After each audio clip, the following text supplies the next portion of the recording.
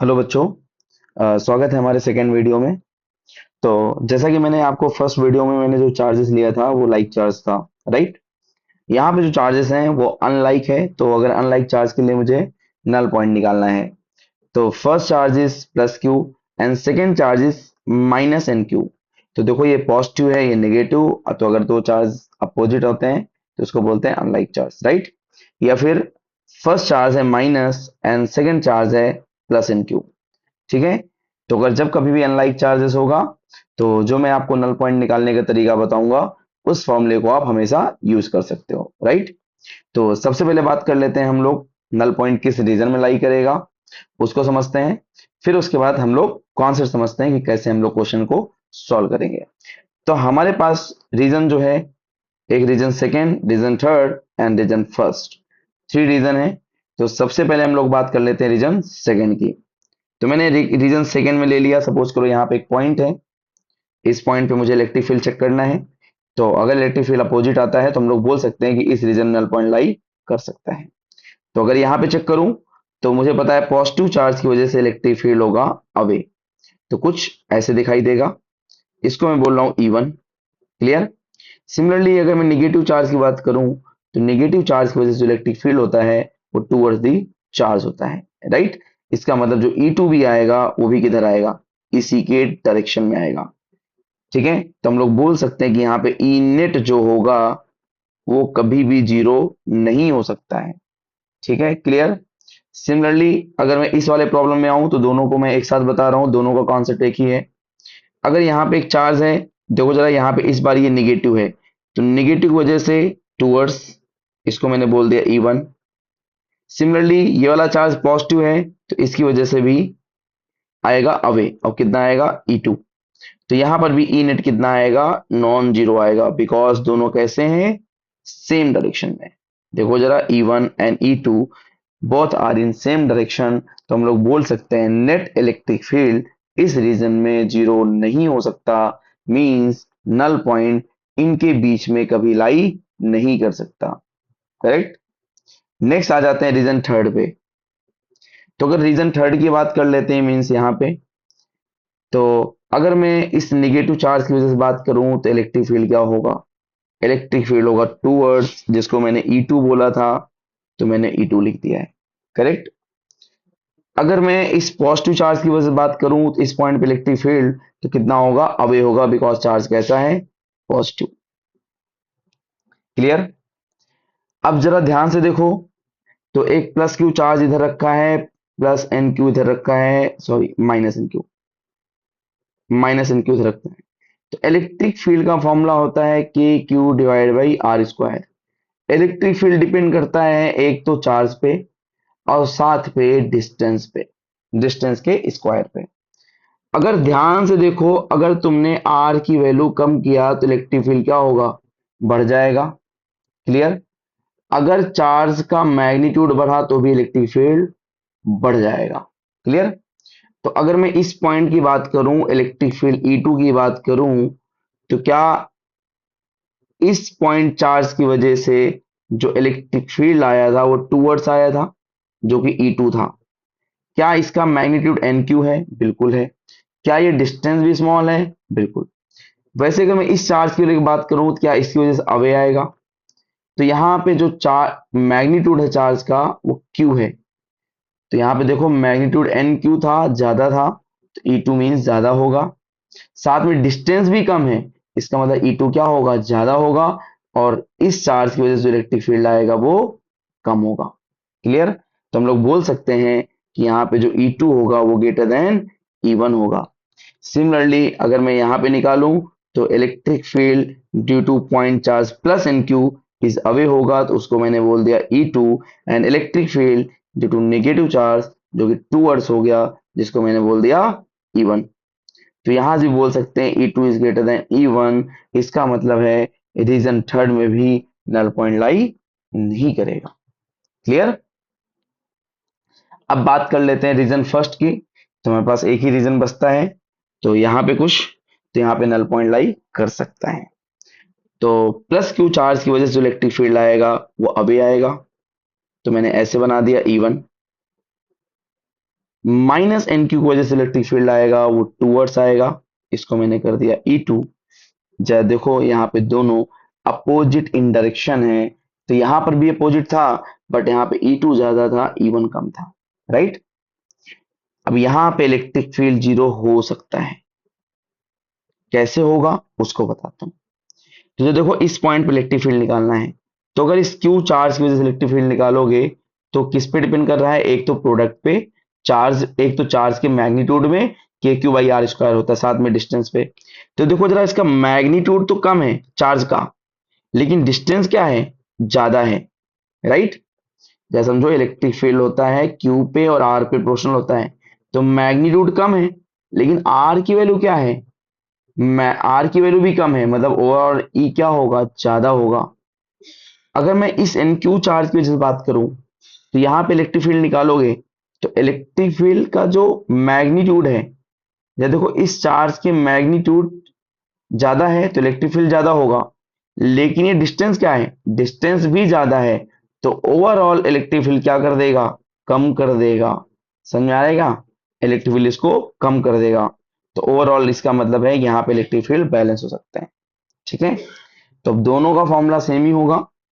तो null point मैं लिख देता हूं कि अगर चार्जेस अनलाइक है, तो नल पॉइंट ऑलवेज लाइज किधर, आउटसाइड द चार्ज करेगा, और किधर करेगा, closer to smaller point.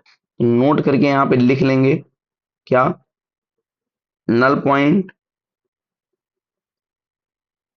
Lies outside the charge and closer to smaller charge. Okay, तो अब मैं दोनों का फॉर्मूला लिख रहा हूं। तो इसका जो फॉर्मूला होगा, ये क्यू चार्ज है, मान लेते हैं एन क्यू चार्ज है, ये प्लस क्यू चार्ज है, अनलाइक चार्ज है, तो मैंने बोला closer to smaller charge and outside. तो स्मॉलर चार्ज देखो तो ये प्लस क्यू है। अच्छा, स्मॉलर चार्ज मतलब क्या, हमें मैग्नीट्यूड वाइज देखना है, तो ये प्लस क्यू है, ये प्लस एन क्यू है, ऐसा मैग्नीट्यूड देखो। तो इसका मैग्नीट्यूड कम है, इसका ज्यादा है, तो स्मॉलर चार्ज ये हुआ। तो किधर लाई करेगा, क्लोजर टू स्मॉलर चार्ज, मतलब यहां पे कहीं लाई करेगा। तो ये होगा तुम्हारा नल पॉइंट, और कितने डिस्टेंस में होगा, एक्स डिस्टेंस पे। इनके बीच का सेपरेशन आर है, मैंने ज्यूम कर लिया। तो जो एक्स की वैल्यू आएगी, ये आएगी आर, इसको ऐसे याद कर लो, 1/√n। वहां पे फॉर्मूला क्या था, √n+1, यहाँ पे आएगा √n-1 इंटू कितना, आर। सेम फॉर्मूला होगा, बस साइन डिफरेंट होगा। क्लियर, वेयर एन क्या है, एन है मैग्नीट्यूड ऑफ बड़ा चार्ज। तो मैंने बोला मैग्नीट्यूड साइन के साथ नहीं रखना है, अपॉन मैग्नीट्यूड ऑफ छोटा चार्ज।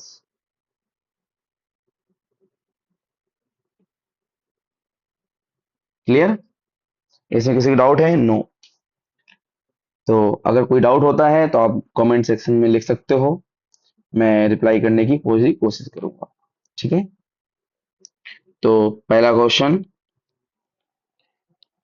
तो सपोज करो एक चार्ज है 2e एंड सेकेंड चार्ज है 80, मैंने इसको निगेटिव ले लिया है। जिनके बीच का जो सेपरेशन है, इसको मैंने कर दिया कितना, 15 सेंटीमीटर। Find null point.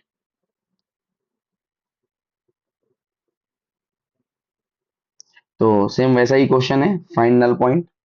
तो इस बार क्या करना है हमें, तो आपको पता है दोनों चार्ज कैसे हैं, एक पॉजिटिव है दूसरा निगेटिव है।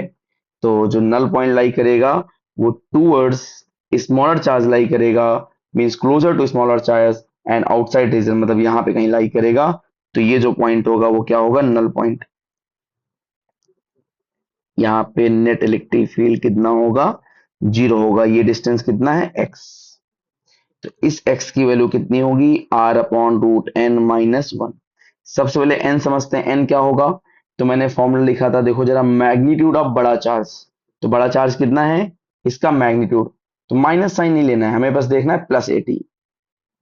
तो मैग्नीट्यूड है +80, छोटे चार्ज का मैग्नीट्यूड है 2e, कैंसिल करेंगे आंसर आएगा 4, एन की वैल्यू 4, आर की value 15 centimetre, n is 4 minus 1। जब फर्दर सॉल्व करोगे तो 15/3 आ जाएगा, आंसर कितना आया 5 सेंटीमीटर। क्लियर? तो हम लोग क्या बोल सकते हैं, ये कहां से आएगा, from smaller charge. Smaller charge की मीन्स फ्रॉम 2e। ठीक है, क्लियर, इसमें डाउट है? नो। नेक्स्ट, एक सेकंड क्वेश्चन लेते हैं। इस बार जो चार्ज है, मान लिया मैंने इसको 2e कर दिया है, सेम डेटा ले रहा हूं, और ये जो चार्ज है +80 कर दिया है, इनके बीच का सेपरेशन है 15 सेंटीमीटर।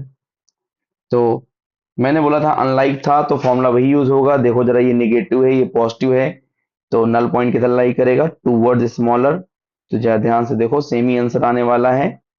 ठीक है, ये टूवर्ड्स, ये स्मॉलर चार्ज हो गया, ये एक्स डिस्टेंस पे लाई करेगा।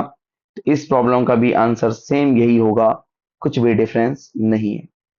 तो एक्स इक्वल होगा r/√n-1, वेयर n क्या है, n है मैग्नीट्यूड ऑफ बड़ा चार्ज अपॉन मैग्नीट्यूड ऑफ छोटा चार्ज।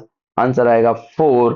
जब फर्दर सॉल्व करोगे तो आंसर सेम ही आ जाएगा, कितना, 5 सेंटीमीटर। ओके, तो इस क्वेश्चन का आंसर ये होगा। अगर मैं क्वेश्चन, अब देखो कैसे पूछा जाता है। एक तो क्वेश्चन आपसे पूछ सकता है इक्विलिब्रियम पॉइंट क्या होगा या नल पॉइंट क्या होगा, तो उसका आंसर ये था। सेकेंड टाइप क्वेश्चन जो पूछा जा सकता है, कुछ ऐसे लिखा होगा, क्वेश्चन जो ऐसा लिखा होगा, 2 point charge, 2 point charges 3e and 9e। 9e न करके मैं इसको कर लेता हूं 27e। ठीक है, 3e and -27e are placed at a distance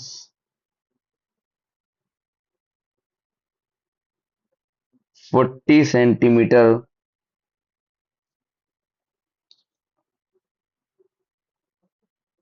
कुछ ऐसा है। अब आपसे पूछा जा रहा है, where should a third charge +4e placed so that net force experienced by it is 0। तो as I told you, first video में मैंने आपको बताया था कि हमें चार्ज को उस पॉइंट पे रखना होता है जहां पे नल पॉइंट हो। तो नल पॉइंट पे रखोगे तो नेट फोर्स कितना एक्सपीरियंस करेगा, 0 करेगा, राइट। तो थर्ड चार्ज कुछ भी हो, कुछ फर्क नहीं पड़ता है, थर्ड चार्ज कुछ भी हो, थर्ड चार्ज कुछ भी हो, फर्क पड़ने वाला नहीं है। नल पॉइंट पे रखोगे तो नेट फोर्स कितना एक्सपीरियंस करेगा, 0। +4e हो, +5e हो, -4e हो, -5e हो, कुछ भी हो, तो मैंने लिखा कुछ भी हो। क्लियर? तो क्वेश्चन देख लेते हैं। तो बोला गया एक थर्ड चार्ज है, एक चार्ज है 3, दूसरा है -27e, जिनके बीच का सेपरेशन है 40 सेंटीमीटर, ऐसे कुछ रखा हुआ है।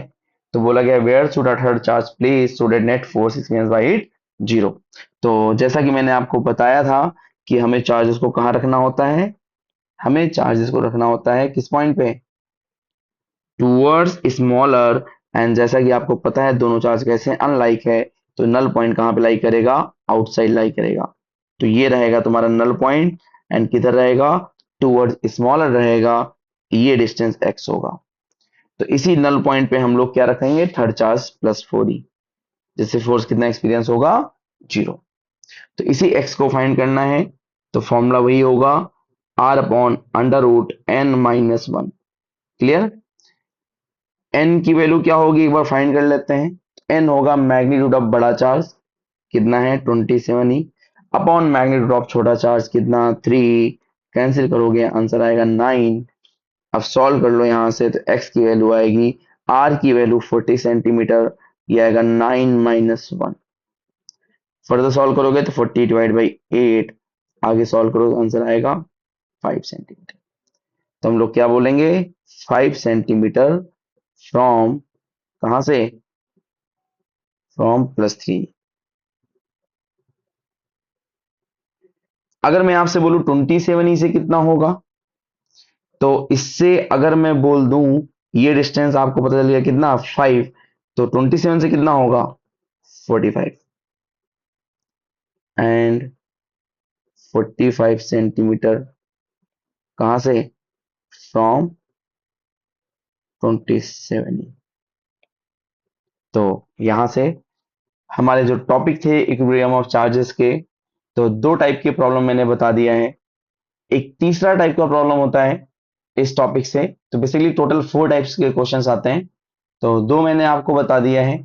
नेक्स्ट दो देखने के लिए आप हमारा नेक्स्ट वीडियो देख सकते हैं। Okay, thank you, bye bye, please like and subscribe.